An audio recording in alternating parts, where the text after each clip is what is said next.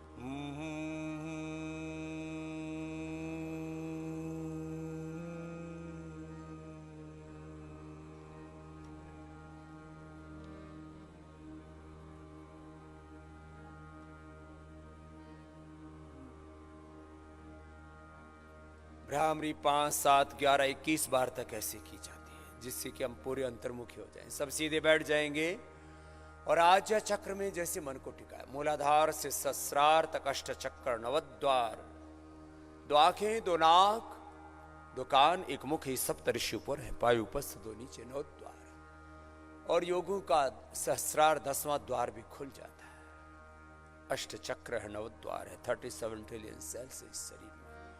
एक एक सेल का 7 बिलियन 20 PS के DNA का कंपोजिशन है शरीर की एक एक कोशिका। और इस पिंड में सारा ब्रह्मांड समाहित है, और ये पिंड और सारा ब्रह्मांड सब ओंकार में समाहित है। ओम इति इदम सर्वम, ओम इति एतत् अक्षरम इदम सर्वम तस्योपव्याख्यानम भूतम भवत् भविष्यत् सर्वम ओंकार एव यच्चन्यत् त्रिकालातीतम तदप्योंकार एव। ओम इति काक्षरम ब्रह्म, ओम क्रतोस्म क्लिवीस्म क्रतुस्म, ओम प्रतिष्ठा। ओम की उपासना करते करते प्रतीकात्मक मूलाधार से सहस्रार तक एक चक्र का आलंबन लेते हैं, इसको धारणा कहते हैं। उसमें समाहित हो जाते, इसको ध्यान कहते हैं। और उसमें इतने गहरे खो गए कि बस पूरी चेतना, हमारा पूरा अस्तित्व वहीं केंद्रित हो गया। समाधि और धारणा, ध्यान, समाधि, संयम की एक रूपता, यही प्रज्ञालोक है, यही आत्मालोक है, यही आत्म ज्योति है, ब्रह्म ज्योति है। लंबे गहरे श्वास भरते हुए इस भाव चेतना के साथ हमें ओंकार की उपासना करनी है, ओंकार ध्यान करना है। ओ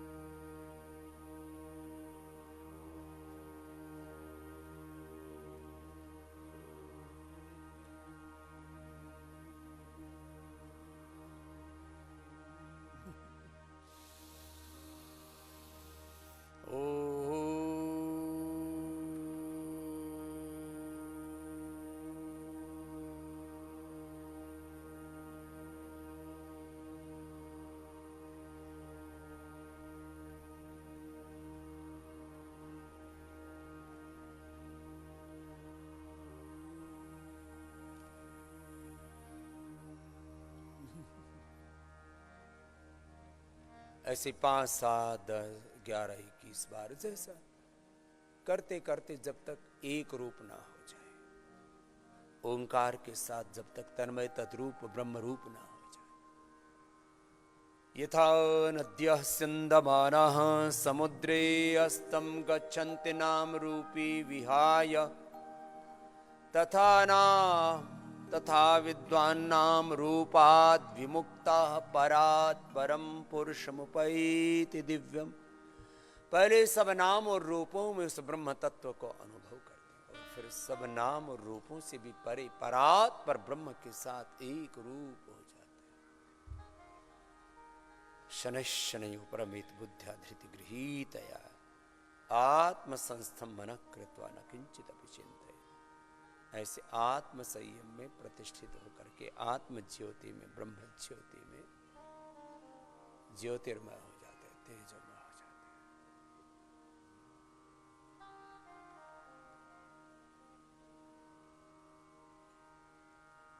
और ये जो स्थिति बनती है हमारी भोर में ध्यान से, फिर ये बाधित ना हो, खंडित ना हो। कभी कोई अवरोध भी आ गया, बहुत झंझावात है, बहुत आंधी तूफान है, अनुकूलताएं प्रतिकूलताएं, बहुत द्वंद्व है, अंतर्द्वंद्व है, उन सब के बीच में हमारी स्वरूप निष्ठा बाधित ना हो, इसके लिए हम भोर में ध्यान करते हैं। दोनों हाथों को ऊपर उठा लेते हैं, गरम गरम हथेलियों की ऊर्जा का उष्मा कर्जन करते हुए आंखों का खोल लेते हैं। अब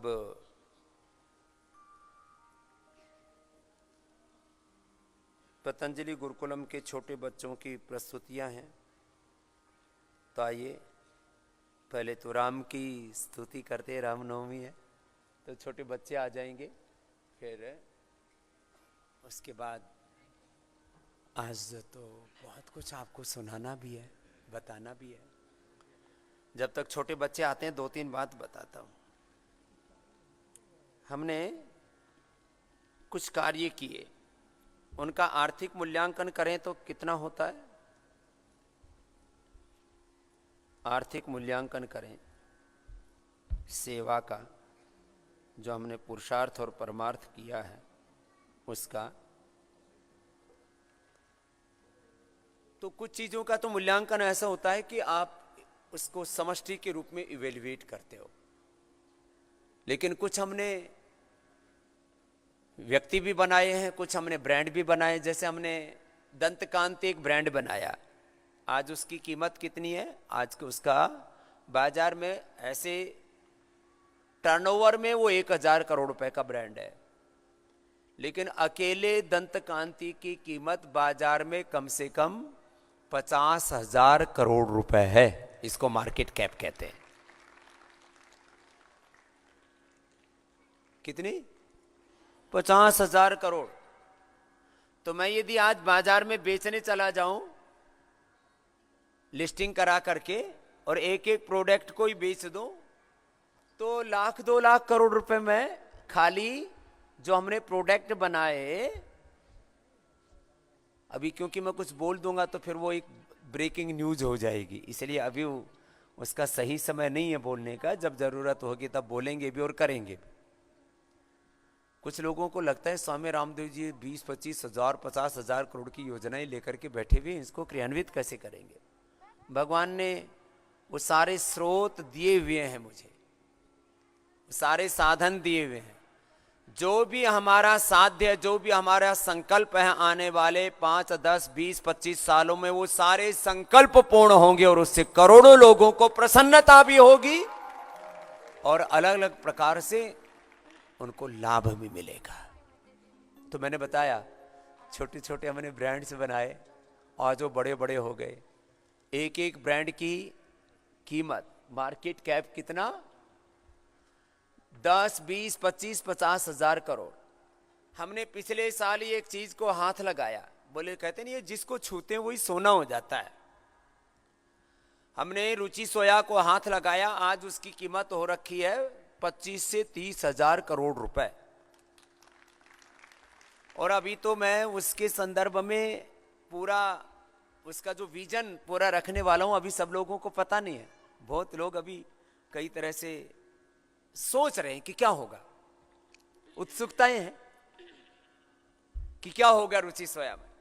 तो जिस दिन रुचि सोया का पूरा प्लान, क्योंकि अब वो लिस्टेड कंपनी है तो उसके बारे में अभी भी नहीं बोल सकता, कुछ रूल लागू होते हैं उसके ऊपर कि क्योंकि मैं उसमें, और पहली बार मैं किसी कंपनी में डायरेक्टर भी बना। बहुत लोगों ने कहा था, जो ये किसी ने कहा कि ये रामदेव की औकात क्या है।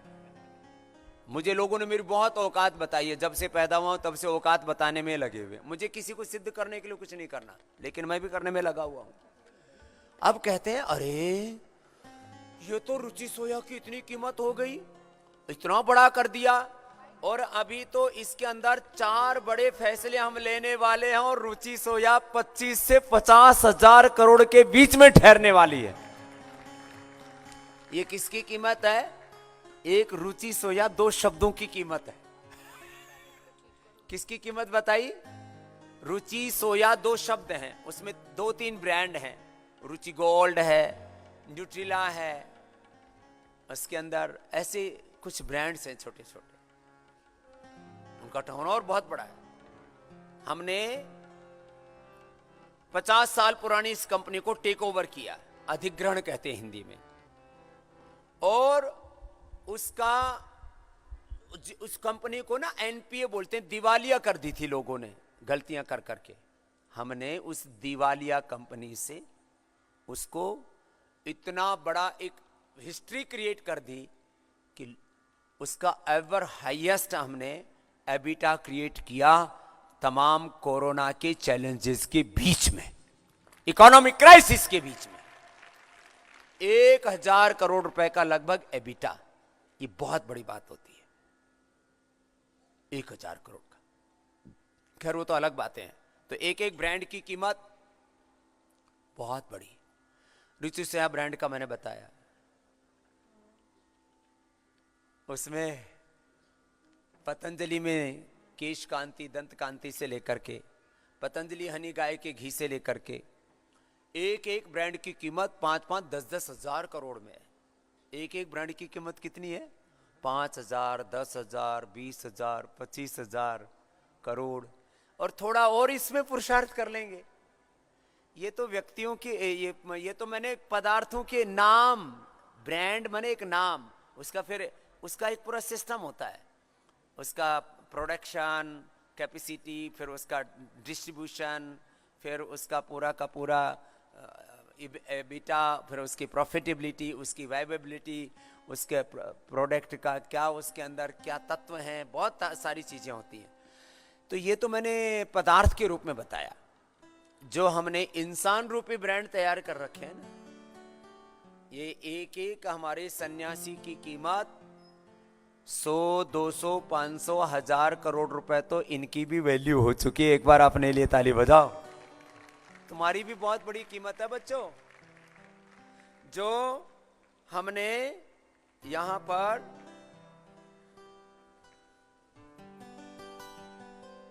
पूजा बड़ी दीदी साध्वी देव प्रीति जी से लेकर के, देव प्रिया दीदी से लेकर के, देव प्रिया देव प्रीति, कई प्रेम है ना हमारे। पूजा बड़ी दीदी साध्वी देव प्रिया जी से लेकर के, पूजा साध्वी देवमयी जी से लेकर के, पूजा साध्वी देवश्रुति जी से लेकर के, पूजा साध्वी देववरेण्य जी से लेकर के, जो हमारी बड़ी बहनें हैं यहाँ पर, और सब बच्चे जो इतने, ये अब यहाँ करीब 1000 बच्चों को संभाल रहे हैं हमारे भाई और बहन मिलकर के। एक बार इनके लिए जोरदार अभिनंदन हो जाएगा। इतनी सेवा करती हैं पूज्य साध्वी देवमयी देववरेण्य जी और देवश्री जी, जो हमारी बड़ी बहनें हैं। इनके साथ साथ पूज्य साध्वी देवपूर्णा जी, पूज्य साध्वी देवशक्ति जी, पूज्य साध्वी देववाणी जी, देवसत्या जी, देवप्रीति जी, देवांजलि जी, देवांशी जी, देवाज्या जी, देवप्रज्ञा जी, देवसुधा जी, ब्रह्मचारिणी संध्या जी, रमा जी, अनन्या जी, इतनी सेवा करती हैं। इनकी सेवा को देख करके कई बार तो मेरा हृदय इतने प्रेम और करुणा से भरा आता है, मेरी आंखों से आंसू निकल पड़ते हैं। इतना आप सेवा करते हो, आपको बहुत बहुत अभिनंदन है सब बच्चों। इतनी प्रेम से, करुणा से, श्रद्धा से, भक्ति से भरी हुई हमारी ये बहनें हैं, इतनी सेवा करती हैं, इतने प्रीति पूर्वक सेवा करती हैं।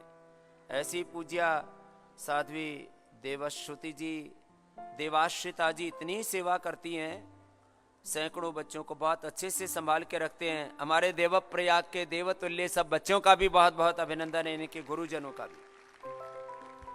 और जो है यहाँ अलग अलग सेवाओं में एक एक जो हमारे सन्यासी, ब्रह्मचारी, ब्रह्मचारिणियाँ, आचार्यगण अभी तो तैयारी हो रहे हैं, अभी तो तैयारी चल रही है। और जिस तरह से पूज्या बड़ी दीदी साध्वी देवप्रिया जी ने सैकड़ों बच्चों को दर्शन उपनिषदों की शिक्षा दीक्षा देकर के उनको तैयार किया है।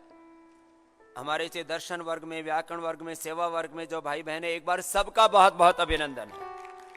जब पूज्या साध्वी देवप्रिया जी का विद्या की सेवा से लेकर संगठन की सेवा आदि से लेकर के सब सेवाओं में पूज्या साध्वी देवादिति जी, पूज्या साध्वी देवविजया जी संगठन में बहुत बड़ी भूमिका निभा रहे हैं। इनके लिए भी एक बार बहुत बहुत अभिनंदन है।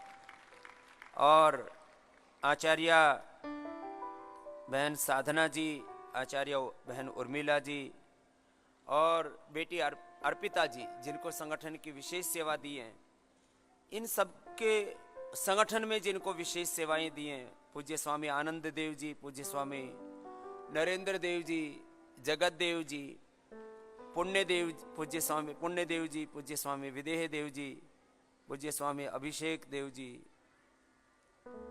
जिनको और अभी ग्रामीण आरोग्य केंद्रों की सेवा विशेष रूप से जिनको दे रखी है, हमारे पूज्य स्वामी पुण्य देव जी। एक बार सबके लिए जोरदार तालियां बजा दो भाई। सब अपने जीवन को पुण्यों से भर रहे हैं। अभी देखो हम यहाँ पर हैं, कुछ तो यहाँ पर आ भी नहीं पाए हैं, अलग अलग सेवाओं में लगे हुए हैं। अजय पूज्य साध्वी देवक कृपा जी, पूज्य स्वामी अमृत देव जी, पूज्य साध्वी देव स्वरूपम जी, पूज्य स्वामी अनंत देव जी, स्वामी हमारे प्रवीर देव जी, कुछ तो यहाँ पर हैं भी नहीं। एक बार उनके लिए भी जोरदार तालियां बजा दीजिए, वो वहीं पर अपने सेवाओं में लगे हुए। मैंने योग ग्राम में कुछ भाइयों को सेवा में लगाया अभी, और वहाँ कुछ सेवाव्रती भाइयों को भी लगाया। पूज्य स्वामी हमारे ओम देव जी, पूज्य स्वामी समर्पण देव जी, स्वामी जयदेव जी, विप्रदेव जी, यज्ञ देव जी, नकुल देव जी, गौरव देव जी बहुत सेवा कर रहे हैं। एक बार सबके लिए बहुत बहुत अभिनंदन है। अभी बहुतों को वहाँ पर और विशेष सेवा में लगा दिया, सभी सेवा वर्ग के भाइयों को भी उनको तैयार कर रहे हैं आगे बहुत बड़ी बड़ी सेवाओं का निष्पादन करना। देखो मैंने कई बार कहा है, आपका ज्ञान थोड़ा कम ज्यादा होगा चलेगा, आपका शरीर बल भी कम ज्यादा चलेगा, आपकी निष्ठा और आपकी सेवा पूरी होनी चाहिए। एक छोटे से सेवा तत्व से भी बड़े बड़े संत महापुरुष बन गए, एक सेवा तत्व से भी। तो एक बार सभी सेवा करने वाले भाई बहनों के लिए जोरदार अभिनंदन हो जाए। सेवा तत्व सबसे बड़ा तत्व है यहाँ पतंजलि में। देखो मैं किसी तत्व की निंदा नहीं करता कभी भी। अष्टाध्यायी बहुत बड़ी है यहाँ, दर्शन उपनिषद बहुत बड़े हैं यहाँ, सब विद्यार्थियों के लिए विद्या बहुत बड़ी है यहाँ, लेकिन इन सब की परिणति अंततः किसमें होनी है?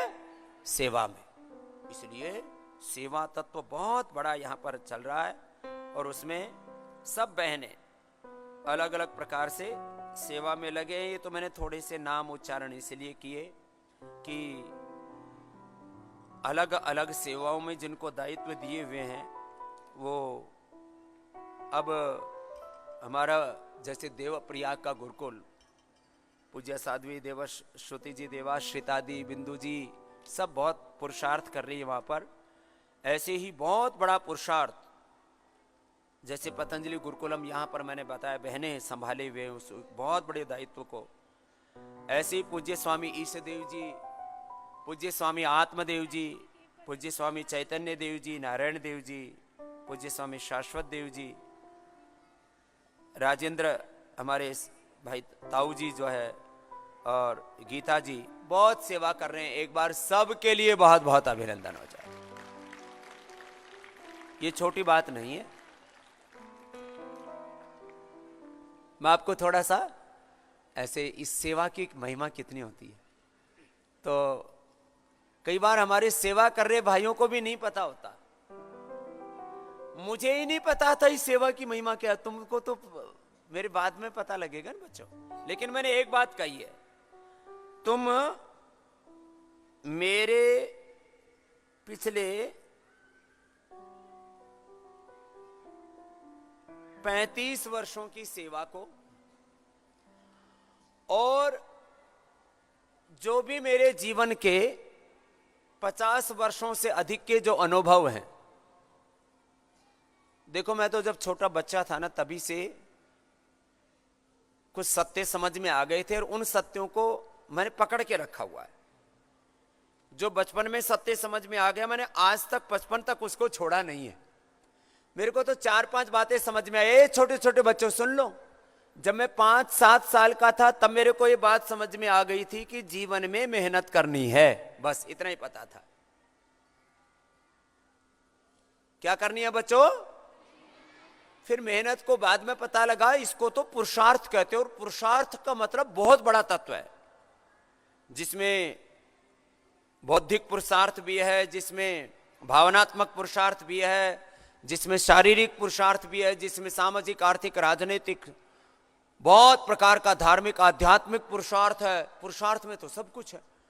तो इसको मैंने बहुत देर में समझा, बड़े रूप में तो, लेकिन जितना जितना समझ में आया उसको पकड़ के रखा, छोड़ा नहीं बिल्कुल भी।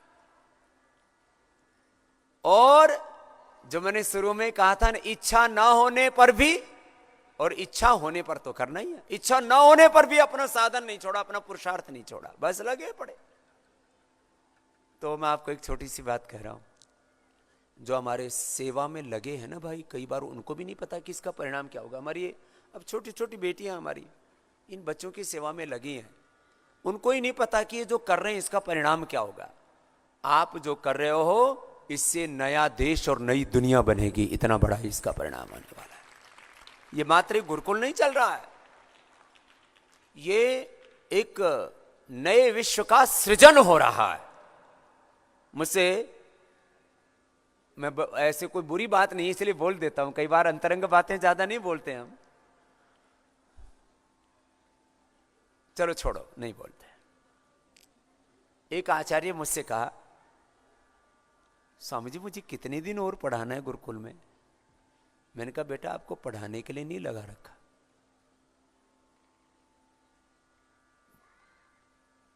तो अभी तो मैंने गुरुकुल में तो बहुत पढ़ा लिया, मुझे विश्वविद्यालय में लगा दो। मैंने कहा बिल्कुल नहीं लगाऊंगा। बोले क्यों? क्या मैं विश्वविद्यालय में पढ़ाने लायक नहीं हूं? मैंने कहा हो, आप तो विश्वविद्यालय के वीसी बनने लायक हो। तो बोले जब मैं विश्वविद्यालय में वीसी बनने लायक हूं तो फिर आप मेरे को वहां क्यों नहीं लगा रहे? मैंने कहा आपको जहां मैंने लगा रखा है वहीं आपकी इस समय उपयोगिता है, जिस समय आपको लगाना होगा वहां लगा देंगे। अब आपको भी नहीं पता कि आपके द्वारा अभी क्या क्या होना है। आपको तो क्या पता, मुझे ही नहीं पता क्या क्या मेरे द्वारा ही होना है, तो मैं आपकी भविष्यवाणी कैसे कर सकता हूं? लेकिन इतना जरूर कह रहा हूं, आप और हम सब मिलकर के जो कर रहे हैं और जो करेंगे उससे पूरे विश्व का कल्याण होने वाला है। इतना बड़ा कार्य है। तो ये छोटे छोटे कार्य नहीं है ये जो आप करने में लगे हैं। ये आज से 28-30 साल पहले जब मैं सामूहिक रूप से योग सिखाने लगा, तब बोले रामदेव का दिमाग खराब हो गया। इतना बड़ा विद्वान, व्याकरण आदि सब शास्त्र पढ़ा हुआ और लोगों की टांग ऊपर नीचे कराने में लगा हुआ है, ऐसे बोलते थे। हाँ, और बहुत मेरी मजाक उड़ाते थे, खास करके ये गुरुकुल के पढ़े लिखे बेवकूफ, जो मैं गुरुकुल से पढ़ के आया। तो बोले तू व्याकरण है, विद्वान है, आचार्य है, क्या लोगों की टांग ऊपर नीचे कराने में लगा हुआ है? ये कोई विद्वान का काम है? मैंने कहा भाई हम तो बिना विद्वान वाला ही कर लेते हैं थोड़े दिन। बोले विद्वानों का काम नहीं है लोगों की टांग ऊपर नीचे कराना। लोग खा खा करके, मेरे को लोगों ने, कईयों ने तो ऐसे कोसते हुए पत्र लिखे, लोग उल्टी पुल्टी चीजें खा करके मोटे हो गए, और उनको आप इन मोटे मोटे तमाम लोगों को, जो प्रमादी लोग हैं, इनको आप पतले करने में लगे हो। क्यों अपना समय, शक्ति, ऊर्जा, अपना जीवन बर्बाद कर रहे हो मोटे मोटे लोगों के चक्कर में? किसी ने तो पत्र लिखा, ये शरीर नाशवान है, आत्मा अजर अमर नित्य विनाशी है, तुम शरीर को निरोग बनाने में लगे हुए, साधु का काम नहीं है।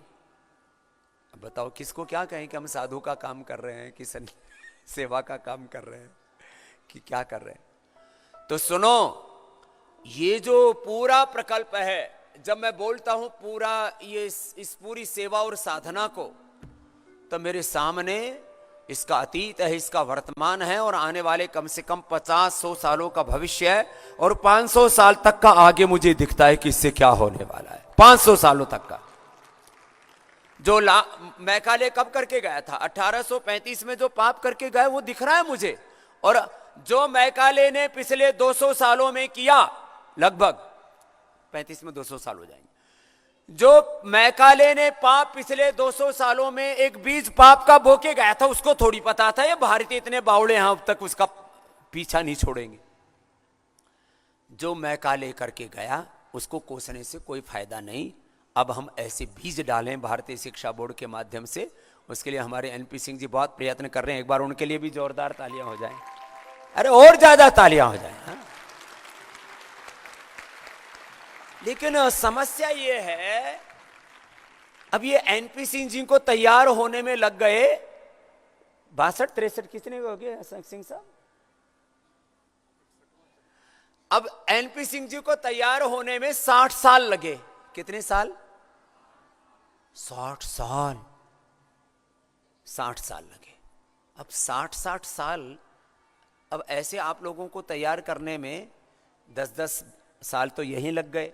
इससे पीछे भी भाई आपके लिए बहुत लोगों ने सहयोग किया आपको तैयार करने में, तो आपको भी 25-25, 30-30 साल तो लग ही गए। तो ऐसे एक एक व्यक्ति एक बड़ी सेवा के लिए तैयार हो रहा है आपसे, जैसे भारतीय शिक्षा बोर्ड के लिए। और ये भी भगवान का ही विधान है।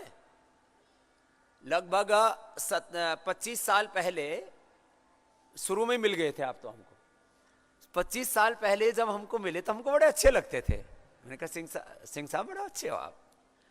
फिर ये उत्तराखंड बन गया, उत्तर प्रदेश अलग हो गया, फिर क्योंकि सिविल सर्विसेज में ट्रांसफर होते रहते अधिकारी, तो उत्तर प्रदेश में चले गए।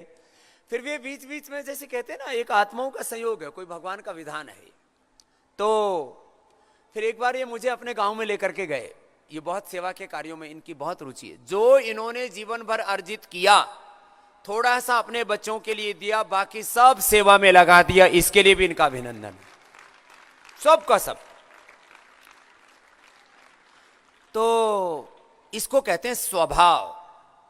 जैसे मैं आपके सामने कह रहा हूं, और आने वाले बच्चों 20-25 सालों में तुम देख लोगे, जैसे एनपी सिंह साहब जैसे व्यक्ति हैं, ऐसे मैं आप पर भी भरोसा करता हूं। ये सन्यासी नहीं है, ये तो एक सदगृहस्थ हैं, लेकिन संत हृदय है। ऐसे आप पर भी भरोसा करता हूं। जैसे सिंह साहब को दुनिया की कोई कीमत सैकड़ों, हजारों, लाखों, करोड़ दे करके भी इनको कोई खरीद नहीं सकता, ये बिक नहीं सकते। आजकल कीमत लगती है ना लोगों की। और ऐसा एक सर्वसमावेशी चिंतन, एक सम्यक दृष्टि, सम्यक कृति, सात्विक प्रकृति और निरंतरता के साथ अपने ध्येय साधना, तो ये बहुत बड़ा अनुष्ठान भारतीय शिक्षा बोर्ड का हो रहा है। पतंजलि विश्वविद्यालय अभी बीज ही है। ये अभी जो हमने डाले हैं ना, ये सब सीडिंग की है पूरे देश और दुनिया में। ब्रांड से लेकर के, मनुष्यों से लेकर के, सेवाओं से लेकर, संगठन से सीडिंग की। अभी पतंजलि विश्वविद्यालय, जो श्रद्धेय आचार्य श्री के मार्गदर्शन में, थोड़ी थोड़ी आहुति मैं तो लगाता ही हूं सब जगह, और उसमें हमारे कुल पिता की तरह हैं श्रद्धेय हमारे आचार्य महावीर जी, आने वाले हैं, अभी आना था उनको, अभी शायद आ ही रहे होंगे, वो बहुत बड़ी भूमिका निभा रहे हैं उसमें। बहन पूनिया जी बहुत बड़ी उसमें भूमिका निभा रही हैं, प्रवीण जी प्रवीणता से सब उसमें। हमारे पूज्य स्वामी परमार्थ देव जी अभी आने वाले 5-10 सालों में आप पूज्य स्वामी परमार्थ देव जी से लेकर के अनेक जो हमारे सन्यासी जो अलग अलग परमार्थों में लगे हुए हैं, ये एक एक व्यक्ति बड़े बड़े बड़ी बड़ी प्रतिभाओं के साथ, बड़ी बड़ी कुशलताओं अनुभवों के साथ इतना बड़ा तैयार होना है, हो रहा है, जो आने वाले समय में राष्ट्र और विश्वव्यापी एक एक सेवा को संभालने में समर्थ हो जाएंगे। ये तो प्रैक्टिस चल रही है आपकी।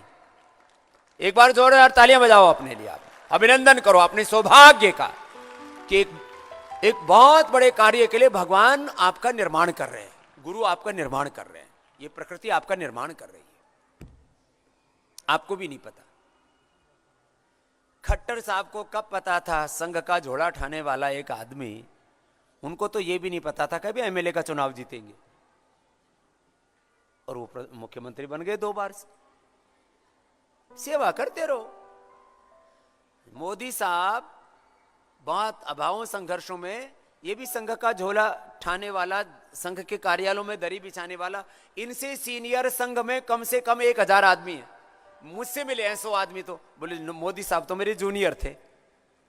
मैंने कहा बहुत अच्छी बात है। फिर क्या हुआ? बोले वो जिद्दी बड़े थे, तो वो लगे रहते थे पागलों की तरह, और हम संतोषी थे। मतलब अच्छा, तो संतोष का परिणाम अच्छा हुआ कि जिद्द का? बोले देखने में तो ऐसा लग रहा है जिद्द है बड़ी है। फिर मेरे तरफ घुर्रा के देखे, बोले जिद्दी तो आप भी हो।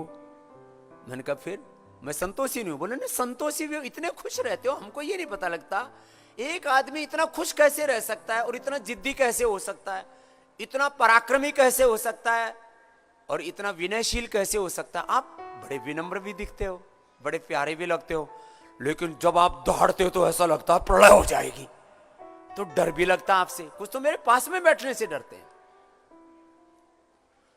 पूज्य रविशंकर जी जब पहली बार मेरे पास में आए, तो कम से कम 10-15 फोन किए कि बोले जब मैं आऊंगा तब कोई बहुत ऐसी बात तो नहीं बोलोगे ना कि जिससे कि कहीं कुछ गड़बड़ हो जाए, क्योंकि मैं उस समय थोड़े बड़े बड़े स्टेटमेंट देता था, तो मेरे पास में बैठने वालों की भी धरती हिलती थी कि भाई कहीं कुछ बोल दिया तो कोई हम तो लपेटे में नहीं आ जाएंगे। तो सुनो बच्चों, बात जिद्द की नहीं है, बात कुछ कहने मात्र की नहीं है। बात तो 1 मिनट में कह दी, 1 क्षण में कह दी, मैं राम का प्रतिनिधि हूं, मैं ही राम हूं, मैं ही कृष्ण हूं, मैं ही हनुमान हूं, मैं ही बुद्ध महावीर हूं। लेकिन इसको जीने के लिए तो पूरा जीवन तप करना पड़ेगा ना। ऐसे बच्चे मैंने तैयार किए हैं, तो ऐसे सब अपने बालकों पर मुझे अत्यंत गौरव है। किसी के घर में 1-2 संतानें होती हैं तो बड़ा हर्षित होता है, मेरे घर में बेटा हो गया, बेटी हो गई, और बहुत खुशियां मनाते हैं, जन्मदिन मनाते हैं, फिर उनकी छठी की रात मनाते हैं, फिर हर साल उनका जन्मदिन मनाते हैं, फिर उनके लिए पता नहीं क्या क्या करते हैं। अब मैंने तो ये सारे कार्यक्रम बंदी कर दिए, क्योंकि मैं अब हजारों पुत्रों वाला हो चुका हूं, हजारों पुत्रियों वाला हो चुका हूं, सहस्र पुत्र हूं मैं। ये पुराणों में कहानियां लिखी हुई है ना, ऐसी लिखी हुई है, कोई हजारों किसी के बालक बालिकाएं नहीं थे। जैसे मेरे हजारों पुत्र हैं, मानस पुत्र हैं मेरे, मानस पुत्रियां। उसमें जैसे बहुत सारे वरिष्ठ भाई बहन हैं, ऐसे पूज्य स्वामी मित्रदेव जी भी। अब देखो तुम्हारी आयु कितनी हो, जैसे मित्रदेव जी की आयु थोड़ी बड़ी है सब हमारे सन्यासियों में, लेकिन हमारे तो बालक ही रहेंगे ना वो। तो पूज्य स्वामी मित्रदेव जी से लेकर के, पूज्य स्वामी आर्ष देव जी से लेकर के, परमार्थ देव जी से लेकर के, पूज्य स्वामी हरिदेव जी, तीर्थ देव जी, सहदेव जी, श्रीकांत जी, प्रीतम जी, विनोद जी, जयकांती जी, रजनीश जी आदि सबका एक बार जोरदार अभिनंदन करो भाई। इनको सबको विशेष सेवाओं में लगाया हुआ है। अब इनको ही नहीं पता है कि इनके द्वारा क्या होना है। मैं तो कुछ ऐसे थोड़े थोड़े उदाहरण दे देता हूं। आदरणीय देखो, इस देश के तो बड़े होदों पर आज लोग हैं ना, हमारे श्रद्धे मोहन भागवत जी से लेकर के, मोदी साहब से लेकर के, अमित जी से लेकर के, आज जो अमित जी इस देश के बहुत बड़े पॉलिटिकल नेता हैं, मैंने 10 साल पहले इनको देखा हुआ है।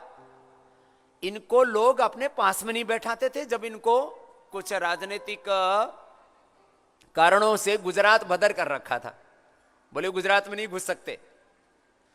और मुझसे पहली बार इनकी भेंट हुई है, वो आपको भी आश्चर्य होगा, जब ये दर दर की ठोकरें खा रहे थे और एक बार राम जेठमलानी जी के यहां मिले। अब राम जेठमलानी मेरे भी मुफ्त के वकील थे, तो बोला बाबा जी आप जो कर रहे हो अच्छा कर रहे हो। वो भ्रष्टाचार के खिलाफ थे वो भी। देखो उनके दो गुण मुझे बड़े अच्छे लगे। एक तो अच्छे काम से प्रेम करते थे और एक्सरसाइज रोज करते थे। ये अलग बात है कि एक दिन मैंने पानी मांगा तो बोले समझे देखो पानी नहीं मिलेगा मेरे घर में। तो मैंने कहा क्या? बोले बियर पी सकते हो वाइन पी सकते हो। यहां मेरे घर में पानी होता ही नहीं है।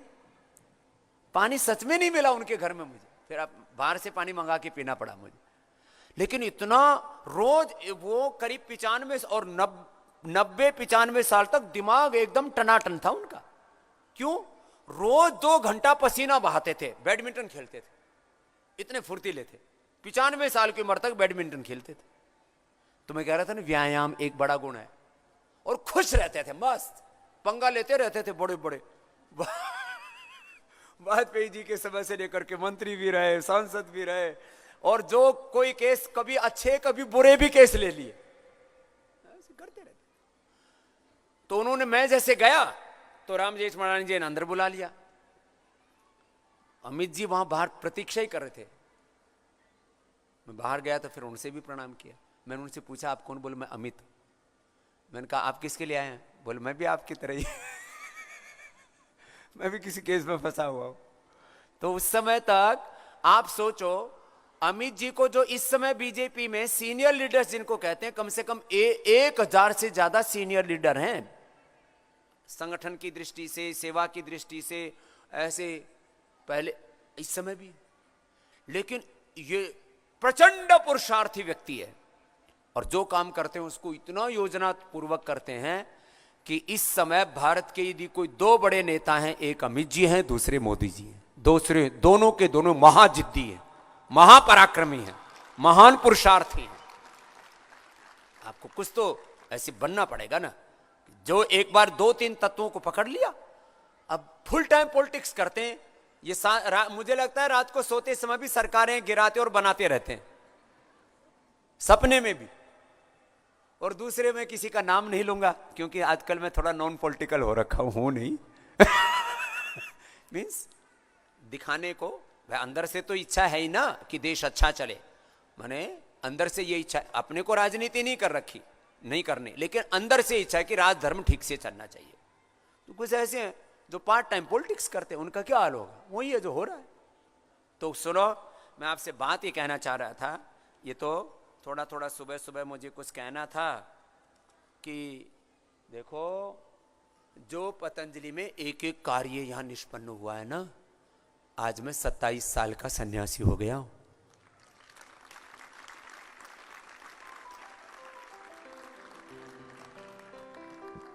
और मैं सच बोल रहा हूं आपसे, मेरे ब्रेन की कंडीशन एकदम अच्छी है। हाँ, कुछ सोचते हैं कि स्वामी रामदेव का दिमाग पागल तो नहीं हो रखा। मैं अपने आप को अभी भी 27 साल का ही मानता हूं। मेरे को आश्चर्य होता है कि मेरी उम्र ये बढ़ क्यों रही है। क्या बोला? मुझे आश्चर्य होता है कि उम्र बढ़ती क्यों है। और कम से कम 25-30 साल तक तो मैं जैसे अभी आपको दिख रहा हूं ऐसे ही दिखूंगा। बाद में थोड़ा बहुत उम्र का असर होगा तो हो जाएगा, क्या दिक्कत है। तुम भी 10-1 साल से तो मुझे ऐसे देख रहे हो। और ये छोटे छोटे बच्चे तो जब पैदा नहीं हुए थे तब मैं सन्यासी बन गया था।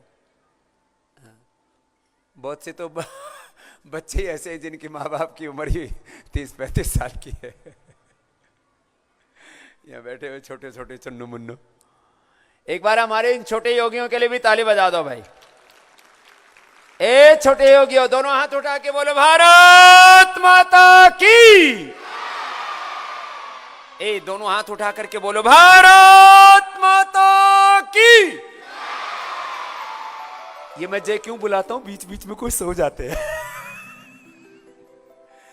मर्यादा पुरुषोत्तम श्यामर राम की। हम छोटे बच्चे थे ऐसे भगवान राम जी की, कृष्ण जी की जय बोलते थे। जय बहुत अच्छे बोलते हैं बच्चे। और इनको इतना पता है कि हमें भी राम जी जैसा ही बनना है। तो चलो बच्चों, भगवान राम की स्तुति गाओ। एक बार बच्चों का जोरदार तालियों से अभिनंदन कीजिए। हमारा चरित्र माता सीता जैसा हो, राम जैसा हो, ऋषियों जैसा हो, अपने पूर्वजों जैसा हो। तो चलो, रामनवमी है ना, तो राम का चरित्र गा रहे हैं। हमारे भाई बहन हवन में आहुति भी डाल रहे हैं। इस बार बहुतों ने कहा स्वामी जी दीक्षा दे दो सन्यास की। मैंने कहा क्यों? बोले बहुत जोर से वैराग्य उमड़ रहा है। मैंने कहा उमड़ता रहने दो।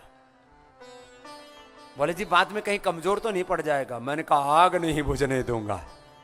आग लगा के रखो सन्यास की, ज्ञान की, गुरु भक्ति की, गुरुनिष्ठा की, सेवा की।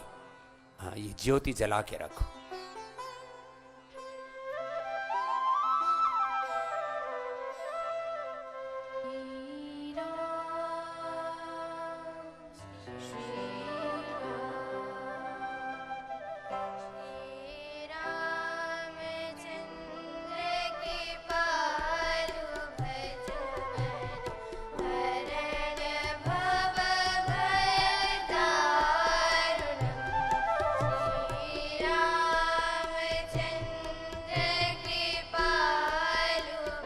अरे सब गाओ ना,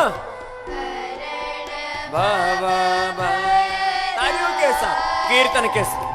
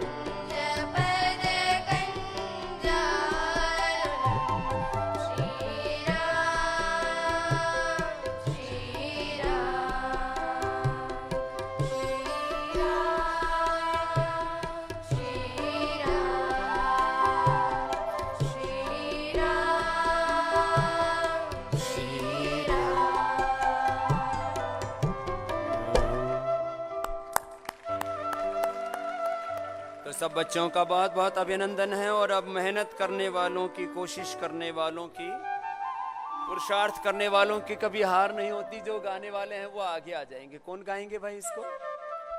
वो मेहनत करने वालों की कभी हार नहीं होती, वो आ जाएंगे। बाकी फिर बहुत कुछ सुनाएंगे। और देखो, कल मैंने बात कही थी, एक बार दोहरा देता हूं। देश के 600 से अधिक जिले, 5000 से अधिक तहसील और लाखों गांव तक जो संगठन का विस्तार है, उसमें हमारे करोड़ों भाई बहन जुड़े। लाखों भाई बहनों को प्रशिक्षित करके कार्यकर्ता के रूप में दीक्षित किया और श्रद्धा भक्ति पूर्वक पतंजलि योग समिति महिला, पतंजलि योग समिति भारत, स्वाभिमान युवा भारत, पतंजलि किसान सेवा समिति, हमरो स्वाभिमान के कार्यकर्ता भाई बहन भारत से लेकर, नेपाल से लेकर के यूके, यूएसए, यूरोप से लेकर पूरी दुनिया में जो पुरुषार्थ कर रहे हैं हमारे कार्यकर्ता भाई बहन, एक बार उनके परम पुरुषार्थ को भी बहुत बहुत जोरदार अभिनंदन। ये छोटा कार्य नहीं है। रामनवमी पर, गुरु पूर्णिमा पर आदि पर, विशेष अवसरों पर उनको बुलाते भी थे। अब इस बार सोच रहे हैं कि अभी जून में बुलाएंगे कि गुरु पूर्णिमा पर बुलाएंगे, जो भी अवसर होगा। जैसे ही कोरोना का ये प्रकोप थोड़ा सा, अब ये बड़ी लहर आई है, इसके बाद दोबारा से बुला लेंगे। उनको अभिनंदन है। और इस संगठन का कार्य, इसमें भी जैसे मैंने एनपी सिंह साहब के लिए बोला, आदरणीय महावीर जी के लिए बोला, ऐसे ही इस कार्य में भी सतत पिछले, क्योंकि संगठन में और संस्था में सबसे पुराने कार्यकर्ता भाई बहनों में, सेवा में, इस पूरी साधना में, इस पूरी संस्था के अंदर सबसे पहले आई पूज्या दीदी देवप्रिया जी। और उस समय वो गुरुकुल कांगड़ी विश्वविद्यालय से एमए या पीएचडी, एमए कर रही थी। तब से लेकर के फिर वो नारनौल में सेवा करने लगी संगठन में, और अपना विद्या, व्याकरण शास्त्र, वेद शास्त्र, दर्शन, उपनिषदों का अपना साधना भी करती रही साथ साथ। तो सबसे पुरानी तो संगठन और सेवा की दृष्टि से पूज्या दीदी है। एक बार इसके लिए पुनः उनका भी विशेष अभिनंदन है। उसके बाद अपने अपने गृह क्षेत्र में ही पहले से सेवा में लग गए थे। तो ये भी करीब 18-20 साल पुराने कार्यकर्ता हो गए। बालकपन से बाल स्वयं सेवक जैसे बोलते हैं ना संघ में लोग, तो ऐसे हमारे ये पुराने बालक हैं। डॉक्टर जयदीप आर्य जी, ज्योति जी, राकेश जी, मंजू जी, सचिन जी, रामाशीष जी, और भाई हमारे जो है महात्मा विनोद जी, वो यहाँ पर संगठन में एक बड़ा उत्तरदायित्व। और तमाम हमारे दूसरे बहुतों के एक एक का नाम अभी नहीं बोल सकते। तो एक बार इन सब का भी, सारे हमारे मुख्य केंद्रीय प्रभारी, राज्य प्रभारी, जिला, तहसील, प्रखंड और गांव तक सेवा में लगे। एक बार सबका बहुत बहुत भाई अभिनंदन है। और अभी संगठन के लोगों से मुझे अभी काफी दिन हो गए, तो एक बार अभी सबसे फिर एक एक करके, एक एक संगठन से मुझे वेबिनार भी करके बात करनी है। और स्वदेशी समृद्धि के करीब 15 लाख मेंबर हैं अभी। ये 1 करोड़ मेंबर इस साल बनाने, इसलिए 1 करोड़ वाली ताली बजा दो भाई। ऐसा पुरुषार्थ करना भी, और ये बहुत आवश्यक है, बहुत आवश्यक है। और पूज्य आचार्य श्री ऑर्डर में नाम का एक ऐप बनाया है, लोग घर बैठे पतंजलि के प्रोडक्ट्स मंगा सकें। उसके लिए अब लेकिन 15-20 हजार ऑर्डर आ गए एक साथ। कितने? अरे जोर से तो बोलो। तो सारी कैपेसिटी छोटी पड़ गई। तो ए भाइयों सन्यासियों, तुम थोड़ी सेवा दोगे? जोर से तो बोलो। तो ये जो एक बार बाढ़ सी आ गई है, इसको रोक देते, फिर बाद में कंटिन्यू चलता रहेगा। तो पूज्य आचार्य श्री ने मुझसे कल ही रात को बोला कि आप अपने सन्यासियों से, ब्रह्मचारियों से थोड़ी सेवा ले लो। मैंने कहा कैसी?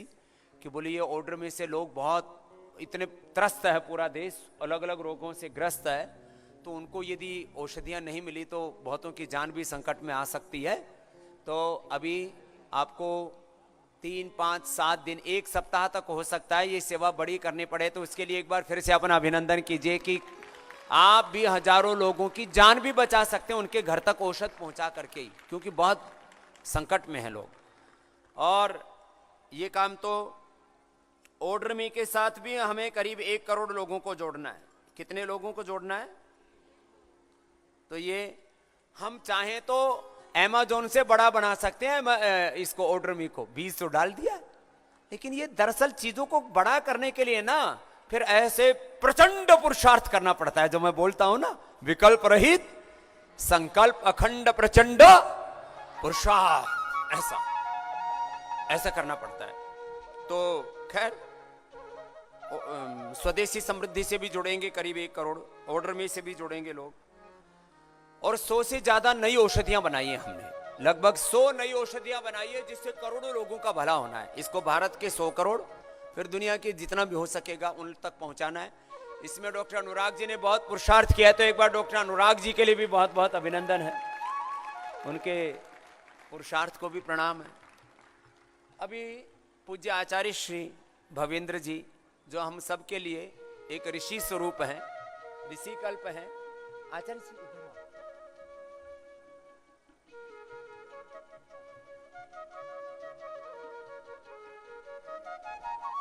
तत्रो कुशंति भवन्त माम आशीर्वाद। पूज्य आचार्य जी से, इनको तो पता भी नहीं, आचार्य जी भवेंद्र जी, मैं आपसे मिला था करीब 27 साल पहले, तब आप एकदम सफेद बुगले की तरह कपड़े पहनते थे, ऐसे चमचमाते हुए, और ये जैसे पहले थे 27 साल पहले जैसे थे वैसे ही अब हैं। एक बार जोरदार अभिनंदन हो जाए। इतने निर्दोष बालक जैसे। यदापि हम गच्छामि अपि कुशलमस्ति सर्वं, संस्कृतम एव वदन्ति मया स अन्यां भाषां न वदन्ति। पुनः राष्ट्रं सम्यक् प्रचलति, मोदी महोदय सम्यक्तया कार्यं करोति, अहम् अवदि सम्यक्तया करोति। पुनः अस्माकं भारतीय शिक्षा बोर्डस्य कार्यमपि सम्यक्तया प्रचलति। मैकाले इत्यस्य शिक्षा पद्धत्याः अन्त्येष्टि भविष्यति। अस्माकं वैदिक शिक्षा पद्धत्याः अखिल भारतीय अखिल विश्वे तस्य वैभवं भविष्यति। अहं कथयामि सर्वं भविष्यति।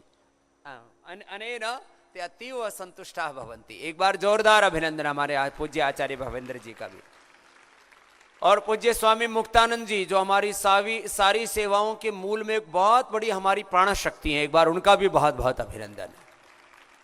खैर, ये तो मैं अभिनंदन की बात कर रहा था। अभी बेटियां जो है ये पुरुषार्थ का गीत गा रही हैं, और ये हमारी बेटी भुवनेश्वरी ने बहुत बड़ा पुरुषार्थ किया एक विद्या के कौशल को बढ़ाने में। और पूज्य स्वामी हमारे गोविंद देव गिरी जी महाराज जी, उनको भी अभी थोड़ा सा अवसर देंगे बच्चों को यहाँ। अब सेवा करने वाले तो लाखों करोड़ों लोगों ने मेरा सहयोग किया है, तब ये सब कोड़ी कोड़ी करके और ये इतना बड़ा सेवा का साम्राज्य खड़ा हुआ। पूज्य माता गीता देवी जी और उनके बेटे प्रकाश अग्रवाल जी बोले, स्वामी जी हमको ना विशेष सेवा करनी है, रामनवमी को हम तो यहाँ आए हुए उपचार ले रहे थे योगाग्राम में, और जो है आप हमको जरूर अवसर दो। हम अपने जो भी अपने जीवन में जो हमें भगवान ने ऐश्वर्य दे रखा है उसका एक बड़ा भाग पतंजलि की सेवाओं के लिए हमेशा समर्पित करना चाहते हैं। इसके लिए बहुत बहुत अभिनंदन है इनका भी। और सब चलो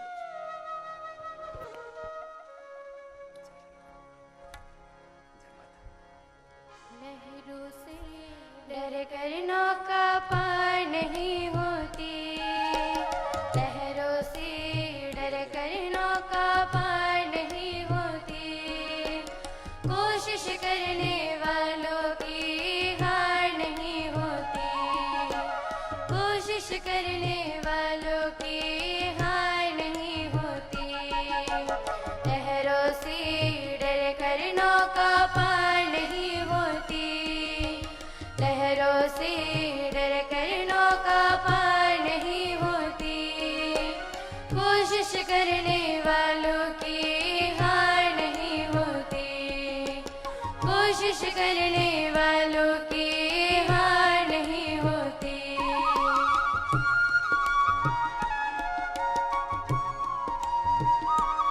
कुछ ने मलखंब की भी कोशिश कर रखी है क्या? चलो प्रैक्टिस करवा दो, देखें तो सही कैसी कोशिश कर रखी। हाँ आप गाओ, वो तो दूसरी कोशिश है। नन्ही चीटी जब दाना लेकर चलती है, नन्ही चीटी जब दाना लेकर चलती है, चढ़ती दीवारों पर 100 बार फिसलती है, चढ़ती दीवारों पर 100 बार फिसलती है। मन का विश्वास रगों में साहस भरता है, मन का विश्वास रगों में साहस भरता है। चढ़ कर गिरना, गिर कर चढ़ना ना करता है, आखिर उसकी मेहनत बेकार नहीं होती, आखिर उसकी मेहनत बेकार नहीं होती। कोशिश करने वालों की हार नहीं होती, कोशिश करने वालों की हार नहीं होती। लहरों से डर कर नौका पार नहीं होती, लहरों से डर कर नौका पार नहीं होती। कोशिश करने वालों की हार नहीं होती, कोशिश करने वालों की हार नहीं होती।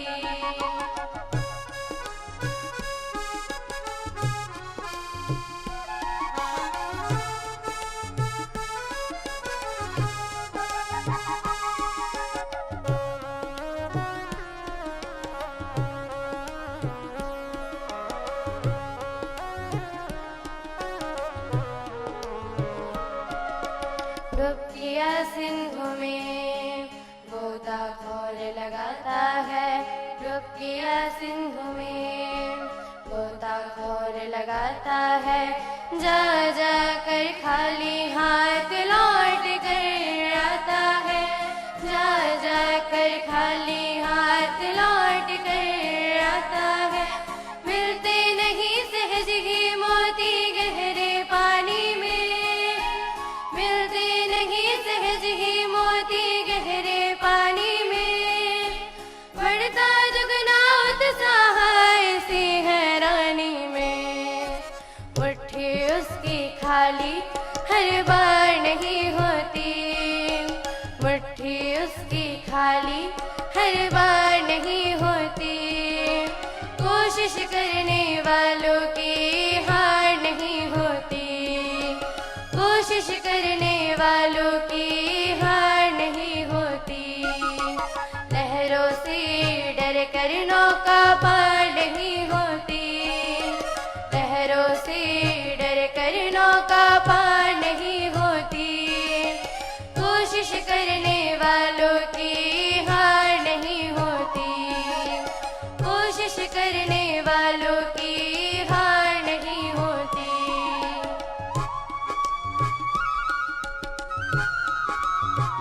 मिहिर भैया आ गए। चलो तुम करो, इधर भी कोशिश कर रहे हैं और मिहिर भी कोशिश कर रहे हैं, मिहिर भी आ जाएंगे। फिर भुवनेश्वर जी को भी। ये बच्चे बहुत गाते हैं इस भजन को, कई धुनों में गाते हैं। आज इन्होंने बहुत धीमी धुन पकड़ ली दरअसल, फिर भी कोई बात नहीं, तेज वाली धुन लो उसकी। हाँ? सफलता एक चुनौती है, इसे स्वीकार करो। अब तो जो जिस धुन में गा रहे गाओ। क्या कमी रह गई देखो और सुधार करो। जब तक ना सफल हो नींद चैन को त्यागो तुम, जब तक ना सफल हो नींद चैन को त्यागो तुम। संघर्ष का मैदान छोड़ कर मत भागो तुम। कुछ के बिना ही जय जयकार नहीं होती, कुछ के बिना ही जय जयकार नहीं होती। कोशिश करने वालों की हार नहीं होती, कोशिश करने वालों की हार नहीं होती।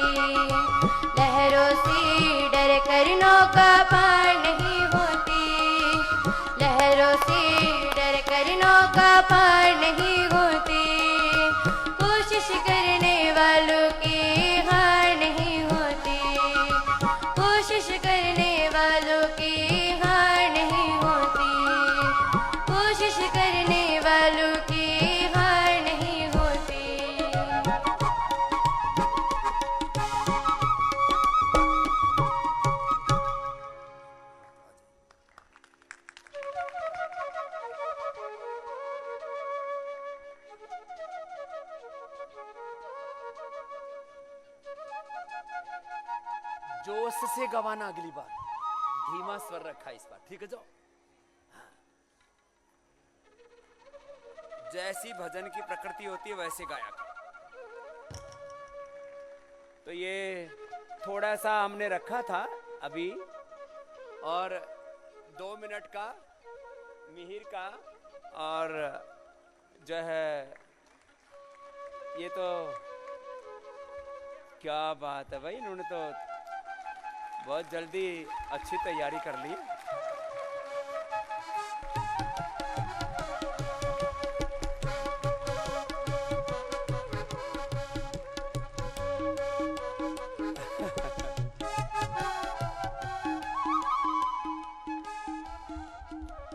ये और भी कुछ करेगा क्या आगे?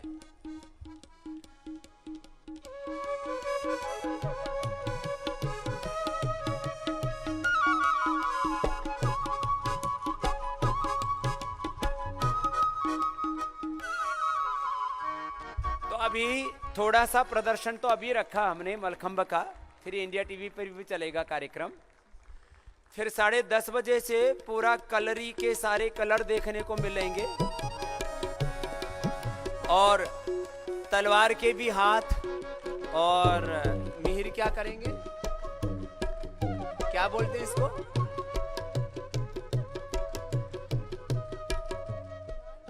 नान चाकू, नान चाकू। चलो भाई, चलो ये पूरा अभ्यास आज इंडिया टीवी पर भी देख लेंगे। तो एक बार मलखंब वालों के लिए भी ताली बजा दो, और तुम अपनी प्रैक्टिस करते रहो। और इधर यहाँ आ जाओ भाई, ए मिहिर यहाँ आ जाओ।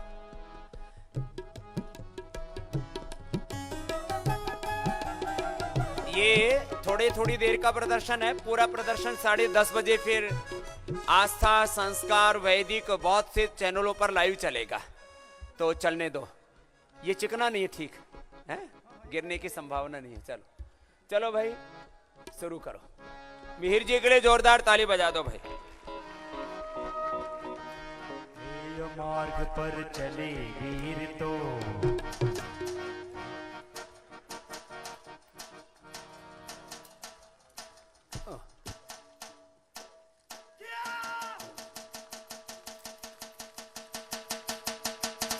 बहुत स्पीड से करते हैं,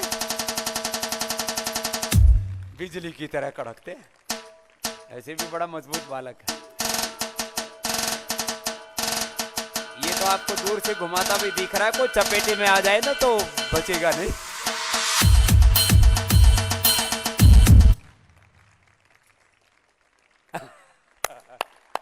तो ये तो थोड़ा सा एक हल्का सा एक झलक थी एक। और भुवनेश्वरी जी की ये तलवार की बहुत बड़ी महारत है इनको, तो ये तो एकदम महारौद्र रूप धारण कर लेती है जब पूरे परफॉर्मेंस में आती है।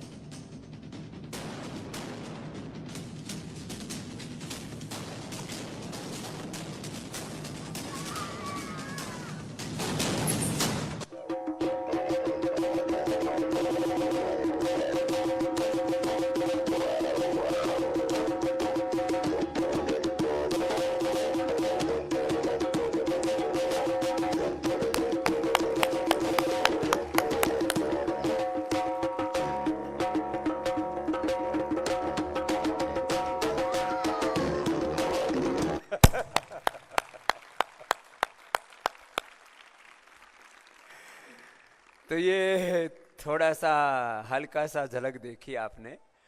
तो अभी आस्था के कार्यक्रम को तो अभी विराम देना पड़ेगा, क्योंकि इंडिया के टीवी के कार्यक्रम की भी तैयारी करनी पड़ती है। तो अभी चलो आशीर्वाद के लिए कुछ महापुरुष आ जाएंगे अभी, फिर इसके बाद इंडिया टीवी के कार्यक्रम की तैयारी चलेगी। आप लोग प्रैक्टिस करते रहो भाई मलखंब वालों, और थोड़ा सा दिग्दर्शन इंडिया टीवी पर होगा, फिर 10:30 बजे से बड़े कार्यक्रम की तैयारी है।